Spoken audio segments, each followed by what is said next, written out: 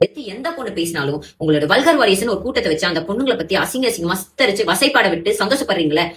நீ பேசின பேச்சுக்கு இதோட அசிங்கமா பேசிருக்கணும், டிவிக்கே விச்சுவல்ஸ் பண்றது கரெக்ட் அப்படின்னு முட்டு கொடுக்கறது இது கிடையாது. இப்ப இருக்கிற நிலைமையில சோசியல் மீடியால யார் வேணாலும் எந்த ஐடி வேணாலும் கிரியேட் பண்ணி எப்படி வேணாலும் போஸ்ட் போடலாம். ஸோ நீங்க சொல்ற மாதிரி உங்களை திட்டுறதோ இல்ல ரிட்டர்ன் பண்றதோ விர்ச்சுவல் வரைஸா கூட இருக்கலாம், ஏன் உங்க கட்சிக்காரங்களா கூட இருக்கலாம், அதுக்கும் மேல ஏன் நீங்களாவே கூட இருக்கலாம் ஒரு ஃபேம் காண்டி. ஸோ அது யார் என்னங்கிறது போலீஸ் கண்டுபிடிச்சு சொல்லுவோம்.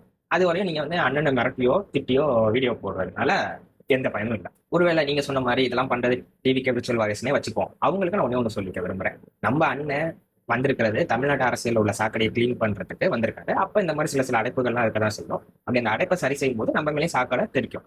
அதுக்காண்டி இந்த அடைப்பு கிட்ட போய் சண்டை போடாம அதை பொறுமையா ஹேண்டில் பண்ணி நம்ம நல்ல விஷயங்களா செஞ்சு தள்ளணும்னா அந்த அடைப்பு இருக்கிற இடமே தெரியாம போயிடும். அதே மாதிரிதான் இந்த விஷயத்தையும் நம்ம கண்டுக்காம போயிடும். இன்னொரு விஷயம், ஒரு மனுஷன் ரொம்ப சந்தோஷமா இருக்கான், இல்ல ஏதோ தப்பு பண்ணிட்டு அதுல இருந்து தப்பிக்கணும் அப்படிங்கும் போது அவன் வந்து என்ன பண்றான் என்ன பேசுறான் அப்படின்னு தெரியாம பண்ணுவான்.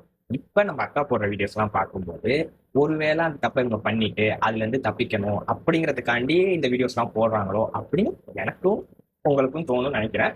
அது என்ன ஏதுங்கிறத கோர்ட் தான் முடிவு பண்ணும். அந்த கோர்ட் ஜட்மெண்ட் வரப்ப நம்ம அதை பத்தி பேசிக்கலாம். அக்கா, ஒரு தம்பியா நான் சொல்றேன், நீங்க இருக்கிற கட்சி எல்லாரையும் யூஸ் பண்ணிட்டு எப்படி கை நழுவி போட்டுருவாங்கிறது எல்லாருக்குமே தெரியும். அதுக்கு ஒரு பெஸ்ட் எக்ஸாம்பிள் ஒரு தமிழ்நாட்டில் இருக்க இங்க பெரிய காமெடியனுக்கு என்ன ஒரு நிலைமை நடந்துச்சுன்னு உங்களுக்கும் தெரியும், எனக்கும் தெரியும், இந்த வீடியோ பாக்குற மக்களுக்கும் அது நல்லாவே தெரியும்.